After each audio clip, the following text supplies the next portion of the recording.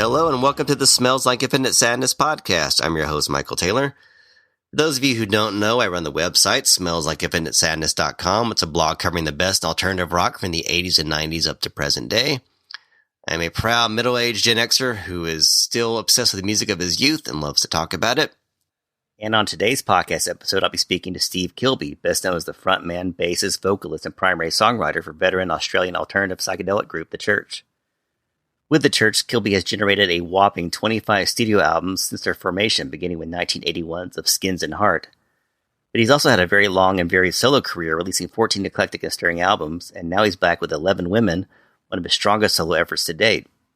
In today's interview, Kilbey discusses the origins and creative processes behind the new album, the challenges of being a working musician during the coronavirus pandemic, future solo work, his upcoming album with The Church, and a stirring account of a childhood experience with extraterrestrials that is not to be missed.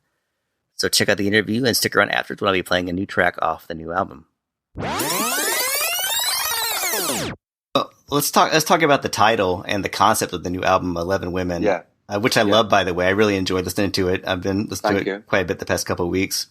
And I like just kind of how direct it is and just kind of classic sounding, I think. So thank you. So is this inspired by actual women that you knew, or some fictional, or kind of a mixture, or how did it? Look, a long time ago, I had an idea of having an album that was called a 10 or 11 or how many women it was going to be, and each song would be about a woman. That was a long time ago. I had that interview, but I never actualized it.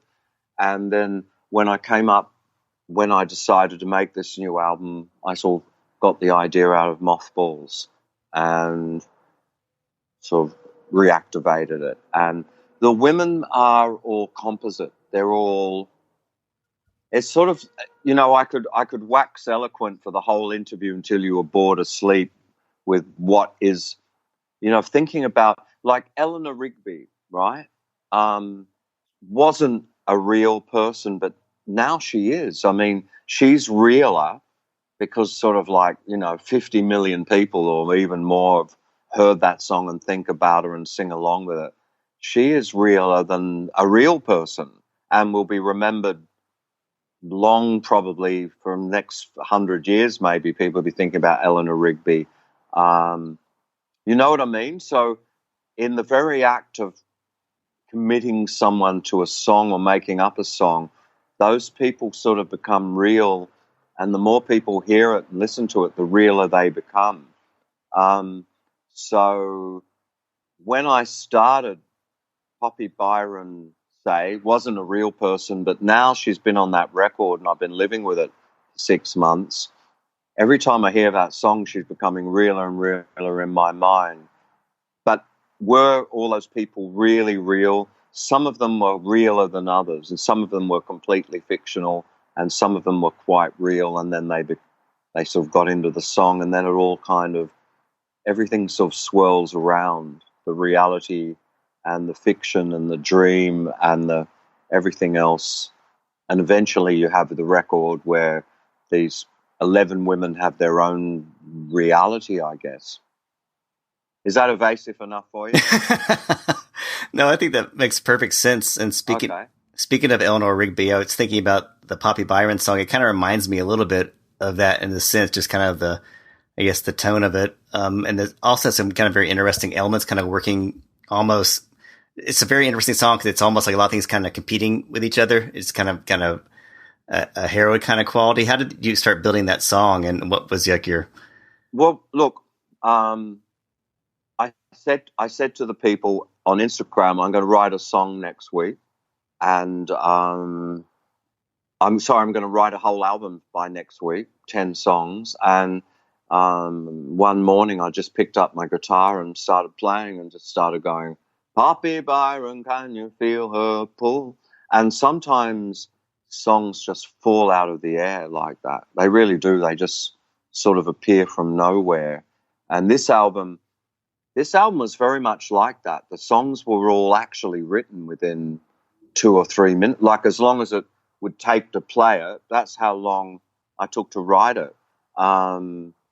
They just sort of mysteriously appear when I ask for them. I have to say this, and I don't I don't condone taking drugs, but I smoke a joint. Every time every time I smoke a joint, a song appears, at least one. No, but it's true. I mean, look that, and I've been kicked off of, I've been doing songwriting workshops, and kids go, "How do you write songs?" I go, "Always smoke a joint." And then at the end of the day, they go, "We don't want you taking part in this songwriting workshop anymore, encouraging kids to take drugs." However, that really works for me. Having a drink doesn't produce a song, but smoking a joint, it puts me in a receptive mood that I can hear the infinite possibilities in a chord or a word, and makes everything just flow. So I'd get up in the morning, I'd smoke. I think the first morning that I was running behind, I had run behind my schedule, because if I was going to write 10 songs in a week, that means I had to kind of write at least one and a bit every day. And I said on Monday night I'm going to write 10 songs in a week, and by Thursday I hadn't done any. So I think I sat down on Thursday and I wrote 4 songs straight off the bat that were on this album. And all I can say is they were there. They were available when I wanted them. Sort of almost quite magical. It's like there's this very fragile portal. There's an opening. And I have to, if I was to be, say I had been started writing just like, it's strange, it all goes full circle, just like Samuel Taylor Coleridge, no relation to yours probably, that, he had the Taylor there. He was writing Kubla Khan, wasn't he? You know this story, don't you? Do you know this story? The famous poet that wrote the Rime of the Ancient Mariner. He smoked some opium. He had this whole poem was about to download, and he got the first stanza. In Kubla Khan, a pleasure dome did. So in Xanadu did Kubla Khan a pleasure dome erect. Right, he had that, and he had the first thing, and then an insurance salesman knocked at the door. And by the time Samuel Taylor Coleridge had gotten rid of this insurance salesman, he had forgotten the rest of the poem. It was that fragile. It was like, the same thing happens to me, obviously not on such a grand scale. I didn't have an epic poem ready to download, but the songs download very quickly. They're there, and they're fragile. They're effervescent, and I've got to catch them while they're there. And luckily, no insurance salesman at the door, and I wrote 4 songs, bang, bang, bang. And I don't know where they come from or where the lyrics. Why did I pick Doris McAllister? I was writing that song, and I came to the chorus. I played the A minor chord that was the chorus, and the words came into my head. Doris McAllister. The name just came into my head. That's the name.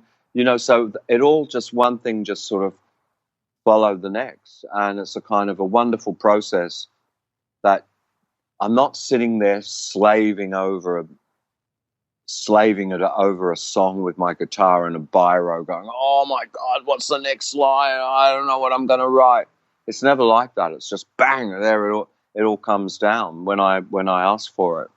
So I like that. I like the fact that it all happened so quickly. I believe there was a sort of a freshness because of that.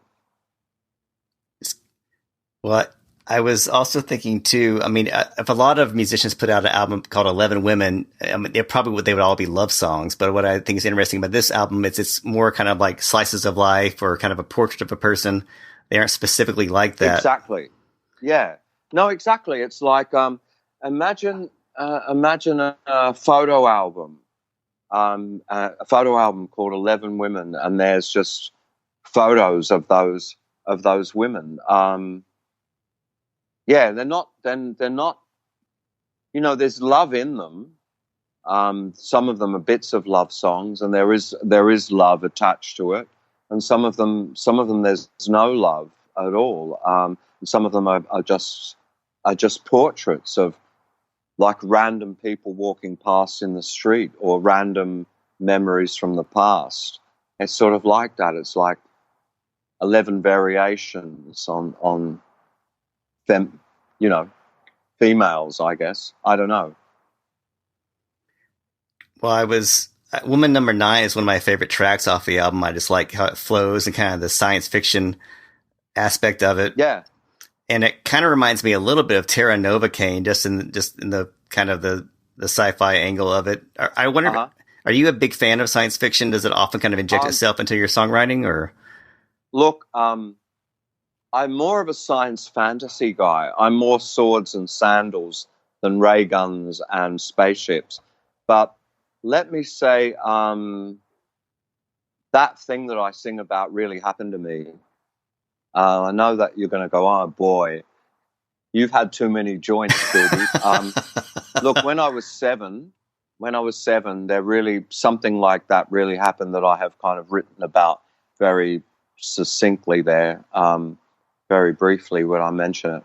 The aliens tampered with me when they took my DNA. Some sort of creatures turned up and sort of did something to my spine, but they kind of, from then on in, I was a changed person. So they took something away from me. I didn't understand the DNA bit until much, much later on. In the early 2000s, I met a guy from England, and we started talking about it. And he told me about he said there was this lost time from his life, and he had a scar on his back that was inexplicable. And I started telling him about my experience, and I was going, there was no spaceship. And he was going, they don't fucking need a spaceship, man. They just turn up. They just walk in. And they did. They just walked into my room when I was saying to my parents, don't leave me alone, don't leave me alone. And when they left me alone, these things would turn up, and they sort of were doing stuff with me. They were testing me somehow. I was 7 or 8, and I had a really bad week. They seemed to turn up every fucking night for a week and do whatever they were doing. And then when it was all over, not so long after, I was running around, my mother said, hey, Stephen, what's that mark on your back? You've got these scars on your back. When did you do that? And then this lie would pop into my head that they had told me to say, oh, I did that crawling under a barbed wire fence, Mum. And then from then on in, for the rest of my life, like, people would say, what are those scars on your back? I'll go, oh, it was a barbed wire fence. But if you look at the scars, couldn't have possibly been made by a barbed wire fence, because they're these 2 perfect little incisions that bisect my lower spine. And the guy told me, who'd done a lot of research into it, that, I mean, believe this or not, okay, but there are beings in another.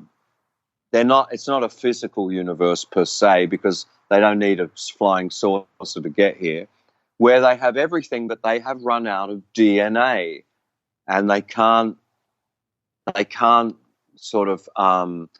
confect the DNA themselves. So they have to go and get it from other people, or from other creatures. And they sort of, I guess, say, I was selected for this thing. And after they fucked with me, they did something to me, so I was kind of different from then on in. As I say, the aliens tampered with me when they took my DNA, and they gave me some energy. They gave me some energy that I still sort of have, which sort of has made me a sort of slightly different person.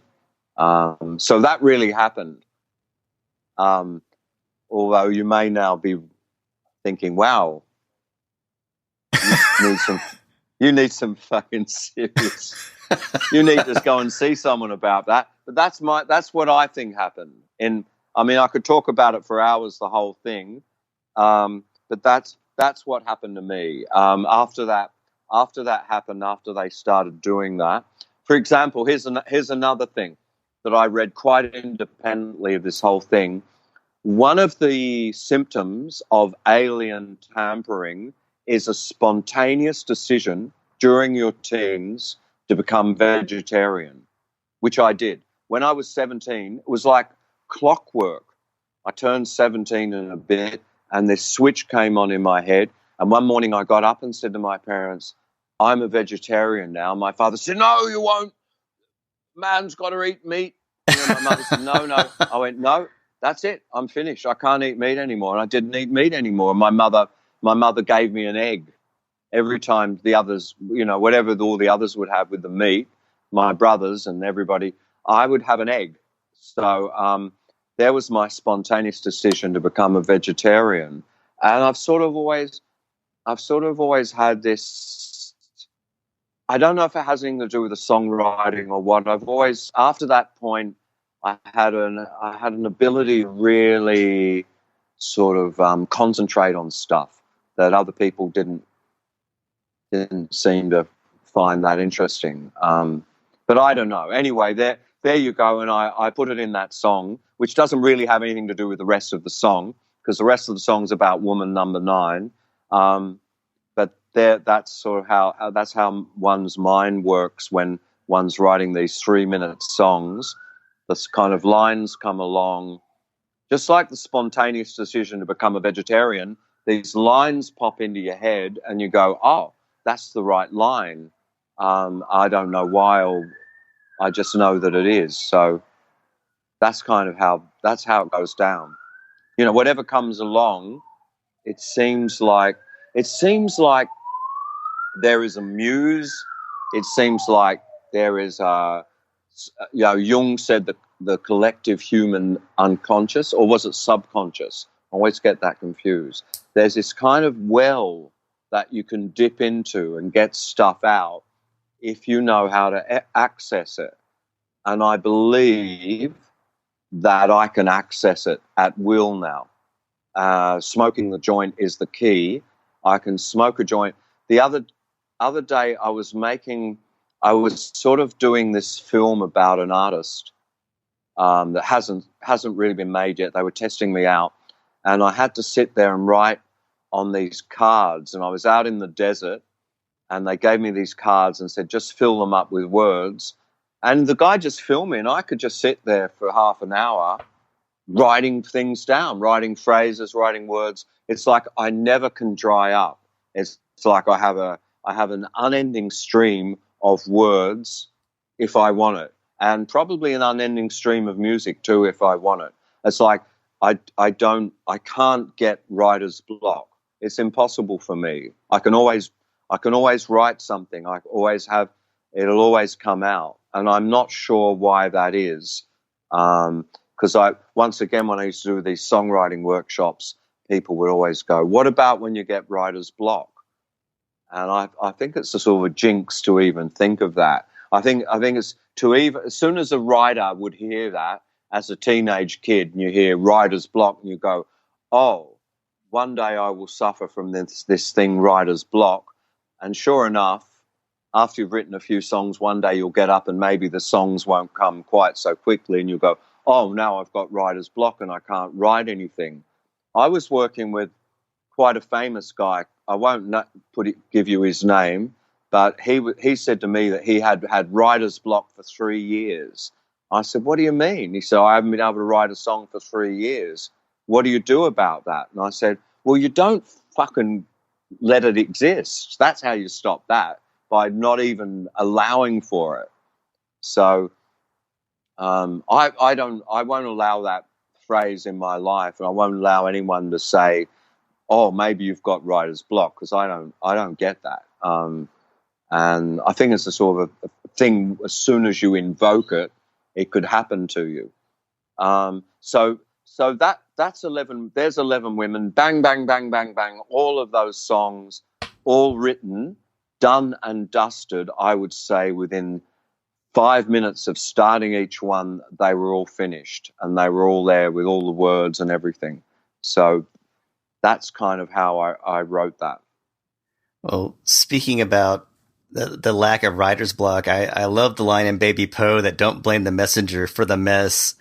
You've written so many great lyrics, but when you come up with something like that, are you like, "Yeah, that's a really great one"? Do you kind of recognize it when you've got like some particularly clever ones? Every now and then you come up with something that sort of sort of clever and succinct and poetic. And you go, wow, how did I write that? But they all just, they all just come out. So I guess when I wrote that, it's only later on when I'm singing it, I think, oh, that's a good line. Yeah, but they're all, if I was really good, every single line would be like that, but it'd be almost too unbearable. No, it'd be unbearable if every line. So I guess you've got to have in each song, you've got to have some. It's like a straight man and a funny man. They can't all be killer lines. Otherwise, you need some ordinary lines to react against, I suppose. I've never really thought about it before. Every line in the song is a killer, and then you'd sort of, by the end of the song, I guess the listener would be worn out. I'm not sure.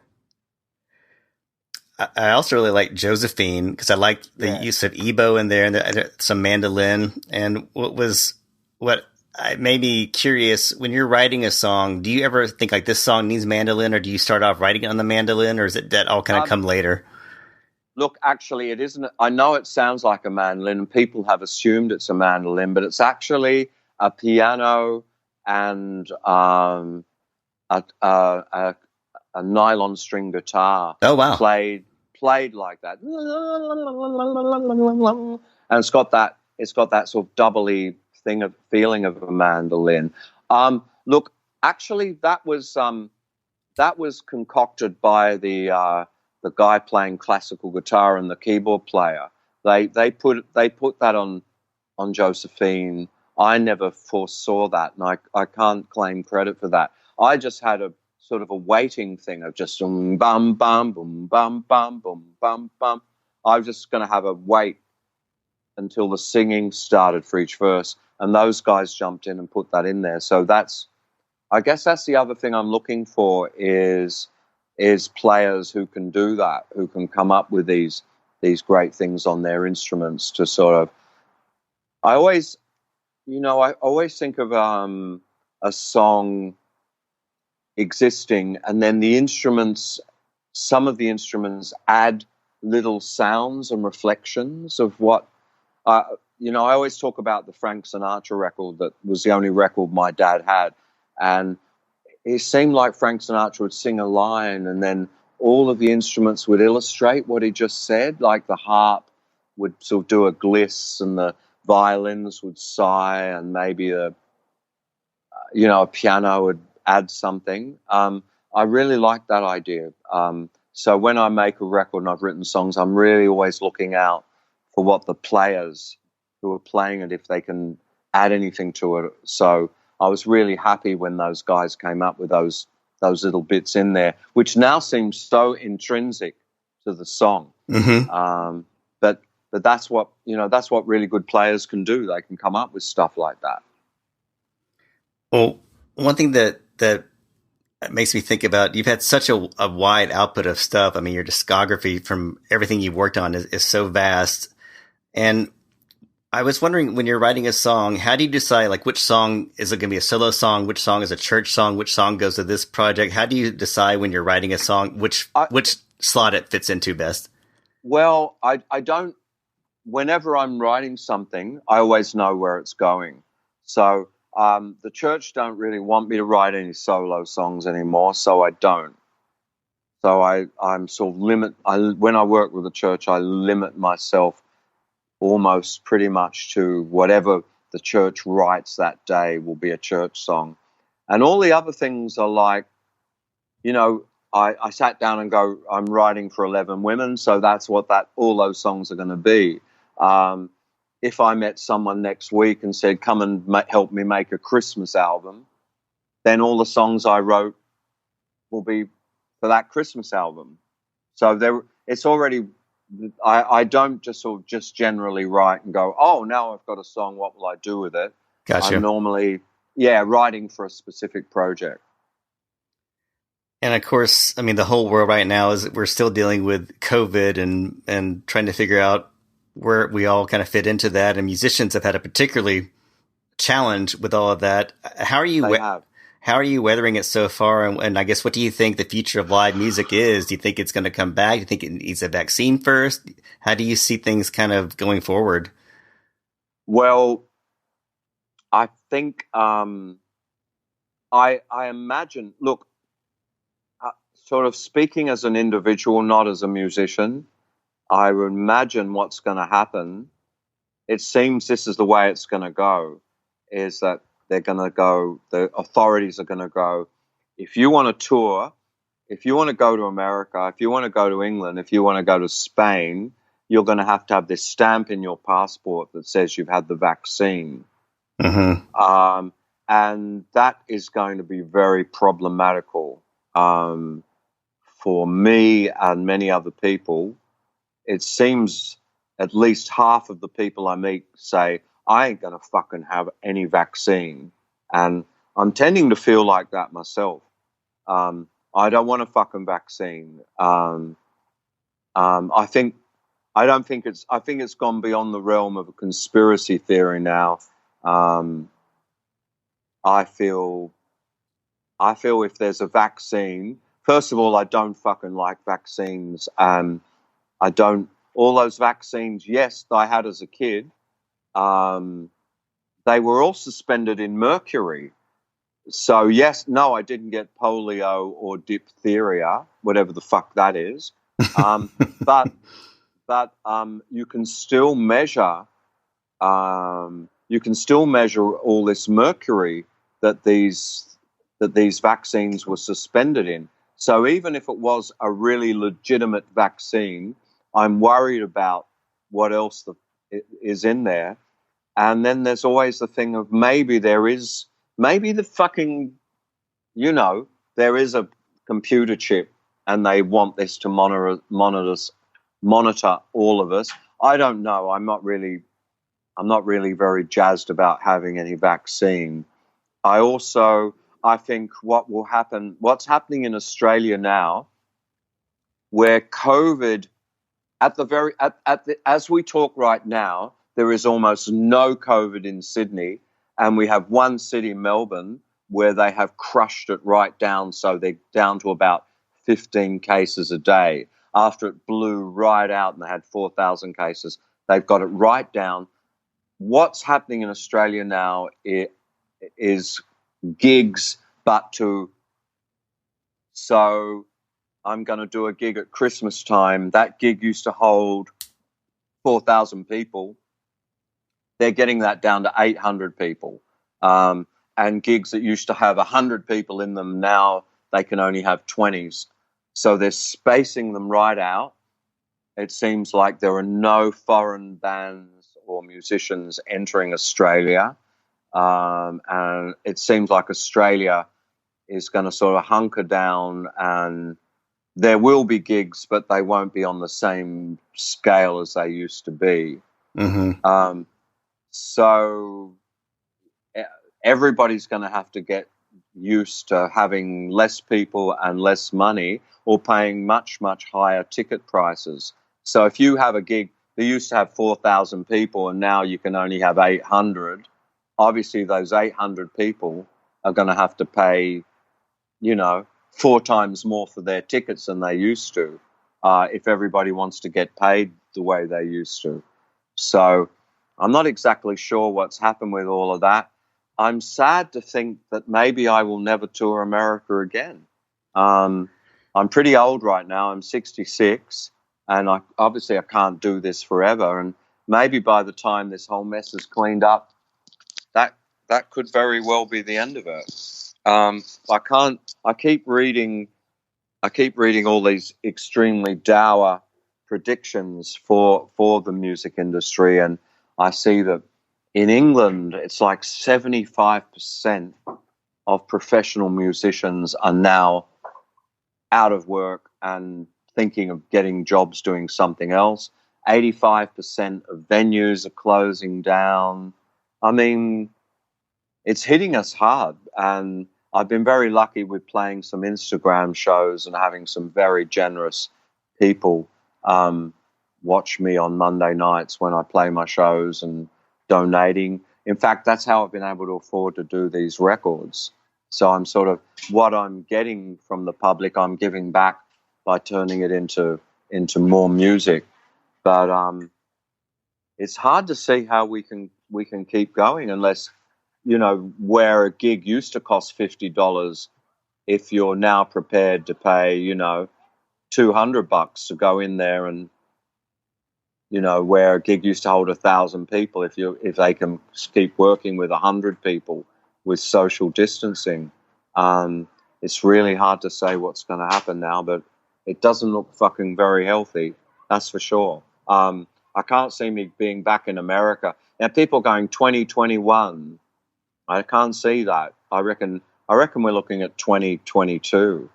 Really, before there's going to be any real international touring. And I think you're probably right. If it is dependent on having the vaccine, boy, that's going to be a hard choice. It's going to be like, hey, Kilbey, you want to tour America? Yes, I do. Well, you're going to need this stamp in your passport that says you've had the vaccine. That's really going to be a very difficult choice to make, you know, and try and figure out what's going on then. You know, when I was growing up, there seemed to be, I know it's an illusion now, but there seemed to be the truth of how something would work, you know, like, you know, we're at war in this country and we're at peace in this country and this has happened and that's happened. But nowadays, just everything that happens, there's so much information, misinformation, disinformation. How the hell are you supposed to know? You're just going on, like, for any proposition there is, like, oh, Trump's got COVID, and then there's 1,000 people go, no, he doesn't have it. It's just a trick. It's been a real struggle, even just trying to figure out what's going on over here, because we're getting fed nothing but misinformation from him, and we don't really, you never know we can't even get a straight story out of his doctor as far as what happened to him. So it's exhausting here, because I mean, it's really bad here, and I don't know when it's ever going to get under control. No. And, you know, you would, even in America, you'd meet people now who go, COVID doesn't exist. Yeah. And all the people who died from it, well, they were all old people who were going to die anyway, you know. And I've got a friend walking around in Sydney going, you know, all of those, there's somebody, it's behooves someone, presumably Mr. Gates. It always seems to land at, it used to be the dude in the bank, Rothschild. It used to be everything was Rothschild. Now it's Mr. Gates. That Gates wants everybody to have this shot so he can monitor us all and see where we're all at, and that he's invented COVID because it behooved him to reduce the population and all this stuff. And, like, you could just spend all day going down this rabbit hole trying to figure out what's really happened, who's got COVID, is there a COVID, can you get it twice, can there be a vaccine, where will I be able to travel, all this kind of thing. You could just spend forever combing the internet, and you write one thing, you put one thing up on, like, I've got an Instagram page, like everybody else has got a Facebook page. Put one thing up there, put a cartoon up of anybody, or mention Trump or 911 or even JFK, or even whatever you like. Even mention JFK, and you'll suddenly have a legion of people arguing over that. It was Oswald. No, it was the mafia. No, it was Lyndon Johnson. No, it was Rothschild and the FBI. It's just, how old was Gates when that happened? Maybe he had a hand in that as well. So, no, but you never, you don't know what's going on anymore. Like it seemed to me growing up, at least everybody had a version they had the version of the truth that they could agree on. But now you no longer have that, and you don't know what's going to happen. And when the time comes and someone goes, Steve, we have all these gigs for you in America, but man, you got to have that shot. I don't know what I'm going to do. I really don't. And if my daughters come to me and go, "Hey, Dad, do you think I should have the shot?" I really don't know what to say. And anyway, it seems like even that is still up in the air, pie in the sky stuff. Even the vaccine hasn't eventuated. So I don't know. I'm glad that I'm in the position that I'm in, and I realize it seems that I will be able to keep going because I sort of had this. And this isn't just COVID. This is the whole music scene. I can say this. I benefited from that old system where, my first 4 albums in America, 5 albums in America did very, very little, if anything. And it was because I had a big record company behind me that could spend the money, that could keep paying for me to make these records. Eventually, I had that breakthrough hit, and I'm sort of, have a minor following all around the world, benefiting from that old system. In the wake of that, no longer having that system, it seems very hard how people will kind of come to prominence and have any kind of lasting career or anything they can really do, because that whole system is gone. So I'm one of the last dinosaurs who can sort of benefit from all of that thing of, oh yeah, we had a hit record and a record company paid for us to make this expensive record and make videos, and they propped up our touring and enabled us to do this whole thing. I don't know how it's going to go now that that's all gone. And plus COVID on top of it, it seems like 80% of musicians are going to go out of business. And that's really sad. And I tell you one thing that COVID has done is made people really appreciate their music. Yeah. A lot of people in their busy life, music, but suddenly with their job, there's no more job and no more going to work and no more going anywhere, and you're sitting there and all you've got is your record collection. Suddenly you're really discovering how important music is. And if there's nobody out there able to create and play and anymore, it's going to be a sad and sorry world, I think. Well, given that kind of dilemma and kind of springboarding from what you're talking about, has there been any contact with the other members of the church about making new music, or are you all kind of self-isolating? We were in November, we began a new album, and it's 3/4 finished, to my knowledge. It's like Jeffrey Kane joined the band, but he lives in Alabama. So we've had that problem. And Ash, who joined the band, he's down in Melbourne, the new guitarist. Ian's up in Queensland. And none of us have been able to travel or see each other or do anything. So the album is sitting there, 3/4 finished, got some wonderful material on there. But I guess we're kind of waiting to get it finished when, as everybody says, when this all blows over. Yeah. We do have a gig. We do have a gig scheduled for, I think it's April next year. There's this annual blues fest. Not that we're very bluesy. Actually, we're the diametric opposite of the blues, I guess. But we're doing this blues fest where they're putting everybody in a big field. I guess it's going to be, 1/4 as many people as they used to have in that big field, so they can do it. But we do have a gig on the books, and hopefully our album will be out by then. But at the moment, it's just waiting for things to ease up a bit. How has Ashley fit into the band? Like, how has it been with him? Working with him for the first time, and. We never got to do a gig with him, but he joined the band and he made the album, and he was wonderful. And sort of, there's a great thing about getting new people in the band. You get this wonderful breath of fresh air, and a lot of the old arguments. I mean, when you've had a band with people for a long, long time, there are a lot of sort of there are a lot of bones of contention that are unresolved.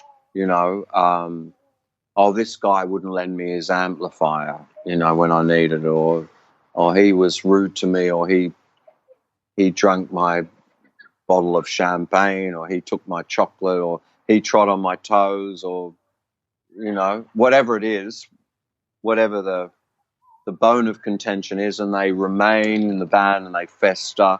And I found, when it was the original lineup,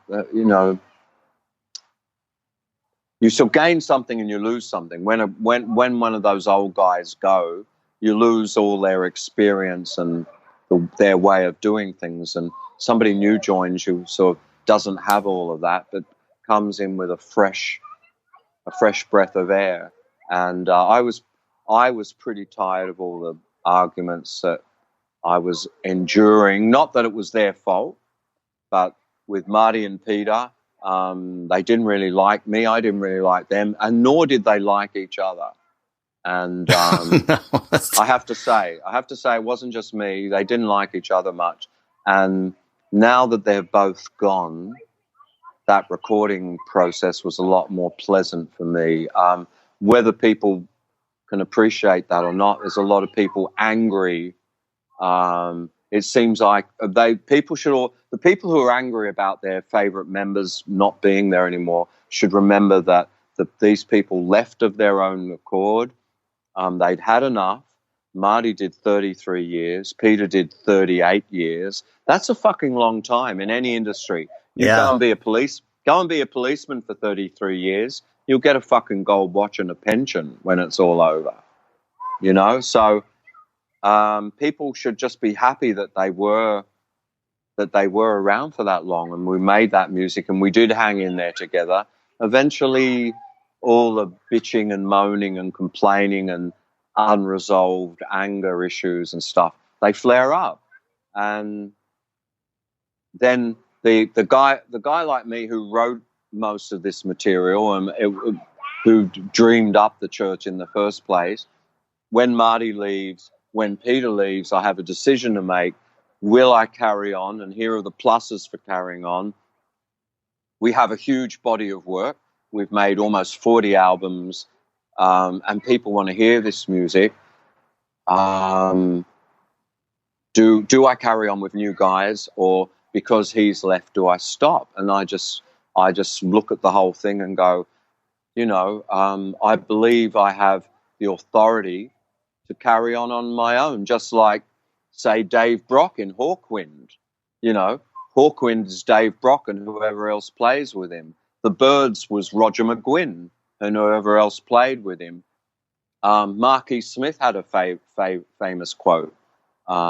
He said, "If it's me and your granny playing bongos, then it's the Falls." So I'm sort of looking at it like that as well. It's like the church is whoever I say is the church. That's the way it has to be. And we have this body of work, and I was responsible for a lot of that. And it's not like I'm milking every dollar out of it, but it's a name. It's a name, and you know what you're getting. If it's called the church, we're going to play all those songs that made the church famous, and we're going to play the new songs are going to be in that style as well. So the whole thing is a sort of is a continuation of a style and a thought and an aesthetic and everything that mainly sprang from me. When I was dreaming up the church in 1978, 1979, I was sort of putting together in my head my ideal band of what the sort of music would be. And this is it. And I believe I have a right to carry on with it. Those guys didn't want to do it anymore. I wish them best of luck. If you love them, they're still out there making records and doing stuff. That, people are like, oh, it's not the same now they've left. And it isn't. And, for me, it's better. I'm much happier, working with these other people who and we leave all the baggage behind. But I understand people are upset when their favorite member isn't there anymore. But it was either that or nothing. Mm-hmm. And nothing would be no good to me. Nothing is no good to all the people who do want to hear the church, and they don't particularly care, they don't particularly care who strummed the rhythm guitar on Under the Milky Way. They just want to hear it. Yeah. Well, I can go out and do that now with these guys, and we're not all, strangling each other. What does it feel strange being the sole original member, or has Tim been in the band so long and Ian's been in the band so long that it's kind of... He's been there since 1993. That's like, what's that, 27 years? Yeah. So it feels like he feels like, look, it just feels like it was my band. It always was. If people want to leave, I'll just replace them. I'm sorry, that's not the Three Musketeers version that people like to believe. But when they leave, and whoever leaves, I'm going to keep on going till eventually I drop. And if you think it isn't the church without Marty and Peter, don't listen, don't buy the records. That's really the end of it. And with that, Michael, I believe I'm going to have to go and get on with my day. All right. Well, I guess my last question is, you mentioned that you're going to make a companion piece to 11 Women. When can fans expect that? Well, I've had a very prolific year. And as we speak now, there are already, including the church, has probably 4 albums lined up and ready to come out. So it'll probably be in the middle, probably be like sort of April-ish or May next year, I would imagine, unless I try and squeeze it out. I'm gonna have to see where everything else comes, because I know I've already made other records with other people that are waiting in a queue. So I'm not sure, but I'm doing it while I'm still sort of in the rosy glow of this sort of newfound love for doing it. But doing this quick, spontaneous thing that I'm paying for it, but I'm in control, so it can all go down the way I want. Well, I love it. I love the new album. Michael. I think it's great. And thank you, mate. And thanks for taking time to talk to me today. It's always a pleasure.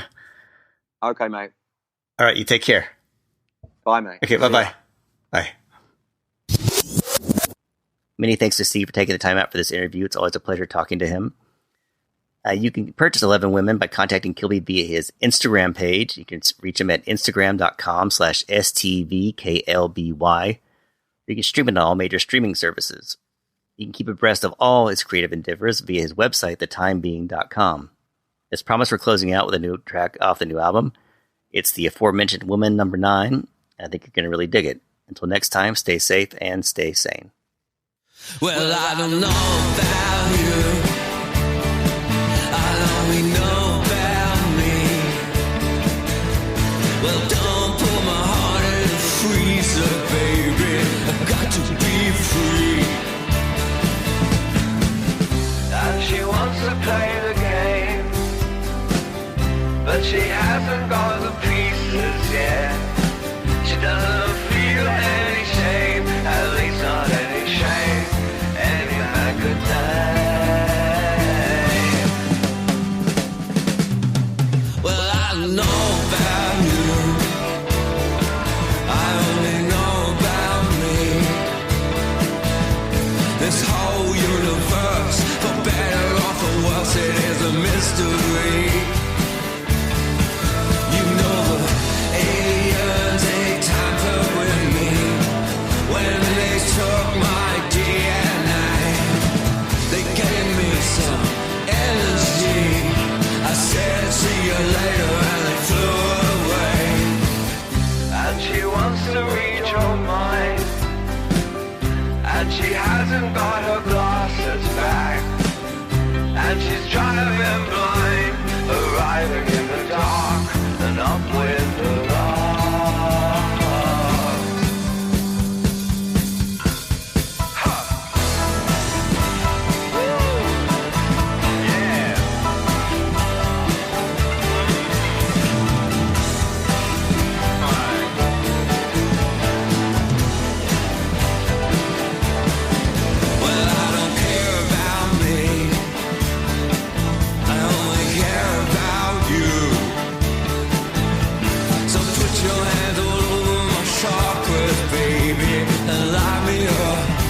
the way that you do.